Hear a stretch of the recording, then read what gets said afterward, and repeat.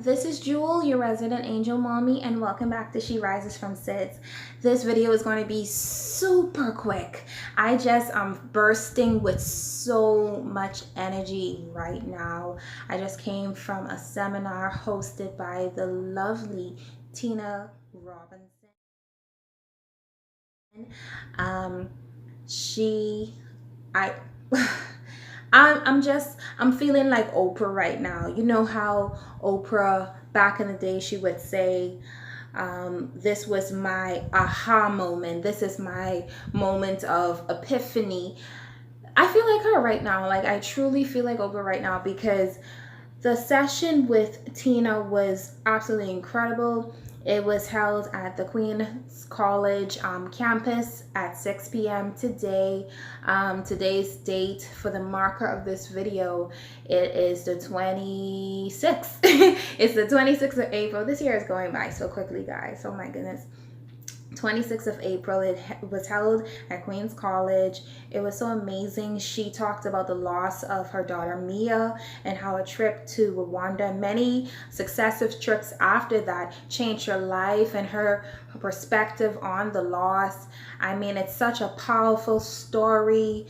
Whenever she releases this talk, if it's going to be on social media, I will definitely share it to you guys in a future update.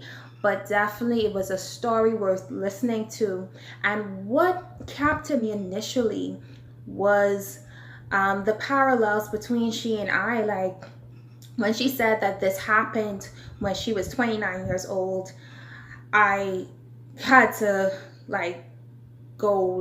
breathe, whoa, because when I lost my daughter, I was also 29. And I mean, it was just so crazy that this happened to her at such a young age as well.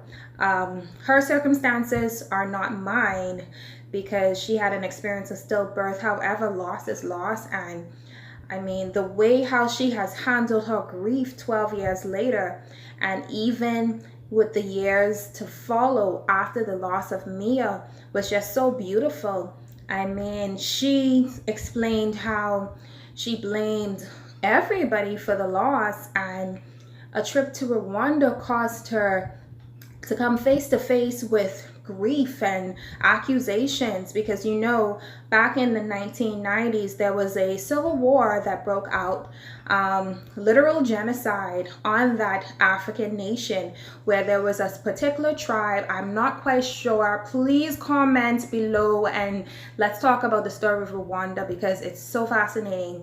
But I don't remember the two tribes what their actual names were, but it was two tribes, and basically the government of that day pitted one tribe over the other, and so it caused this genocide.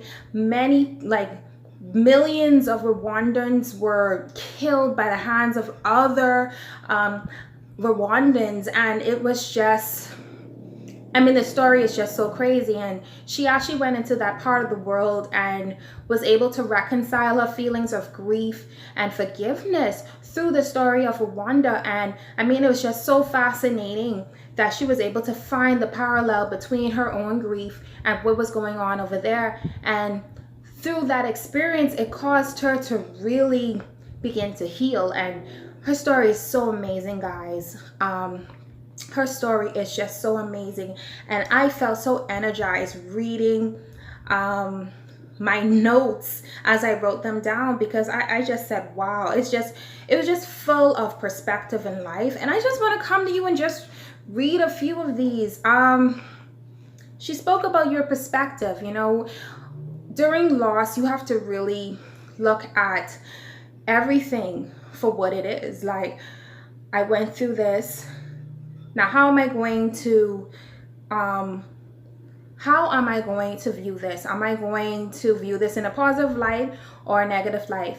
In my previous video that I will link below, I spoke about being bitter or better, choosing the two. You have a choice to be bitter or better. And it lines up so perfectly with my former video. It was just so insane. So perspective is so important. Never underestimate your purpose. Never underestimate what loss can unravel within you. You know, nothing happens to us by accident or by chance. You know, everything happens for a reason. And I know that's super cliche. That's super cliche because it's like, you know, yeah, everything happens for a reason. Why did it happen to me? And that's usually the initial question when it comes to loss. But trust me, everything happens for a reason, and don't ever underestimate the purpose of that reason. Point number 3 was, when you ask God for help, expect that He will help you in a very unexpected way. And Tina talked tonight about when she would ask God to help me God, like help me get through this.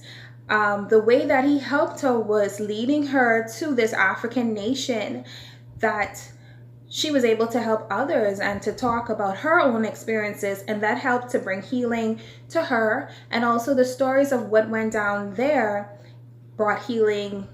You know, they brought healing to her and she brought healing to them. It was like it was an actual exchange. And she realized that this was how God was helping her. So you have to look deeply within your own life and within your own situation. And, you know, when you ask God for help, and the way that He maneuvers and works in your life is so mysterious. Once you identify how He's helping you, accept that. Accept it. So I found that so incredible. Another point was, grief may cause us to tap into the greatest parts of who we truly are. And I totally attest to that. Like, I was explaining during our circle time, because each table had an opportunity to share their own experiences with loss. Not everybody lost a child. They may have lost a husband. They may have lost a mother, a sister, whomever, you know, or a job. Loss comes in so many variables, but each of us, we spoke about our individual loss. And I spoke about how, for me, I was always that individual who persons would come to for advice. And I explained how in the past I see where, yes, I was able to give good advice to those individuals, but now, because I've gone through something so raw and so real in my life, I'm now able to tap into something within myself that causes me to speak from a place that is so much more filled with richness that I can't even explain. Like, the things I would tell people, sometimes it's like an out-of-body experience sometimes when I'm speaking to persons.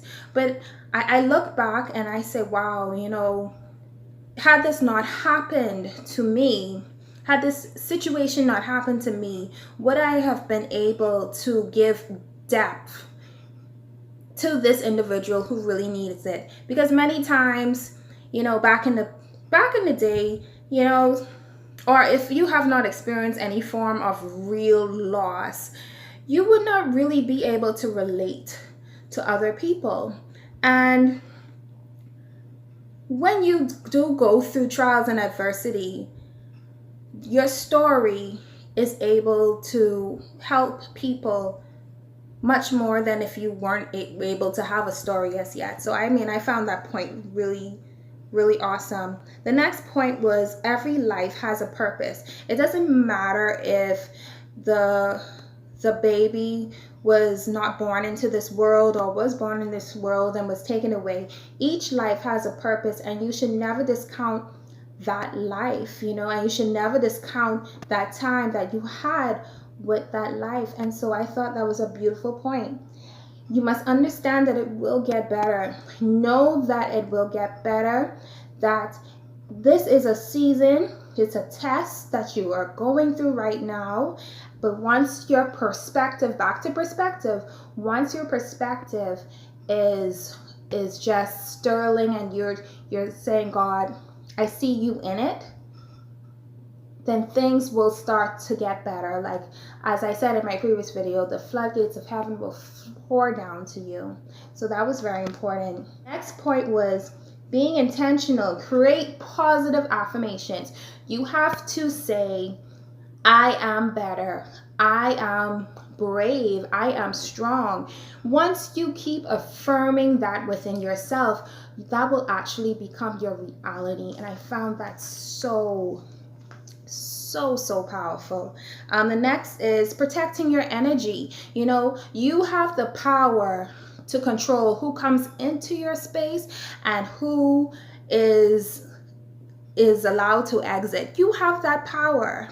You have that individual power. And so oftentimes in life, we feel as if we have to settle for crumbs just because we don't want to insult people, or we don't want to make people feel bad, or anything like that, or we're maybe too afraid to speak up.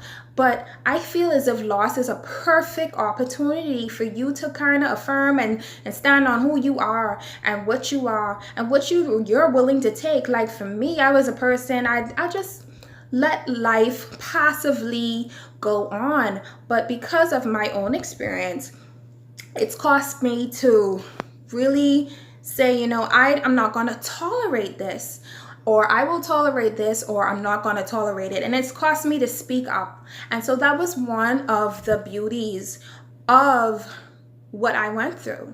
And I want to encourage you that you have to protect your energy, and you have to protect what comes into you. You know, the things we hear sometimes can also affect our energy. So you have to actually filter out the positive. Filter out the negative and only let the positive come through. A next topic that she spoke about is speaking to your spouse. Oh my God, communication is so important. There are so many times when you have infant loss that relationships break down. And she made a point that when we stop talking, it's almost a form of blame. When you stop talking, you don't speak because perhaps you're silently blaming the other person, and that is not healthy. Talking is the way to heal. Talking is the way to go. When you don't talk, you're pulling each other apart than bringing each other together. So that was so important. Don't be silent about your pain. Continue to share. Even if it hurts to share, continue to share. Be brave. Let the tears flow. Let it flow, and don't be ashamed for it to flow. Another point, it was so many points. There is a lie that we have to be strong for the other party. But that leads to silence. That leads to you not expressing yourself. You know, strength comes in sharing, and strength comes in just being there and being present. So, that was powerful. She even relayed this next point. She is an artist, and she said that one day when she was away, she and her husband, they were shopping, and they went to the craft store, and she got a bunch of black canvases. And black canvases, if you're an artist, is really hard to paint on. And as she was talking, I said, well, the only way you could really paint on a black canvas is if you paint in dots. And she confirmed that that's what she does. She paints in dots. And I was like, oh, okay, cool. I know something. So she said that she would paint in dots. And what I found powerful was her saying, you know, grief is like a black canvas, but each canvas gives you an opportunity to add color and opportunity. And I thought that was so powerful. And that black canvas is relative to life, you know. When you go through grief and loss, like, your world is dark, your world is pitch black. But with your perspective, with your perspective, you can be able to add a little color every day. And once you realize your purpose, once you realize your healing, once you realize your voice, those colors can make up a beautiful picture, and that's purpose.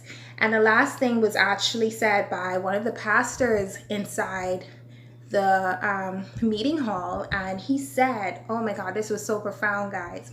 He said, when sorrow sits at the table, joy is underneath. So I have to end the video with that.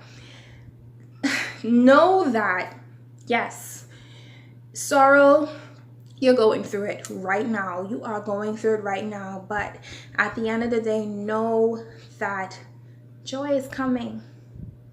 But what you have to do is take that tablecloth. Yes, sorrow might be sitting there looking at your face, drinking coffee with you, eating your eggs and pancakes along with you.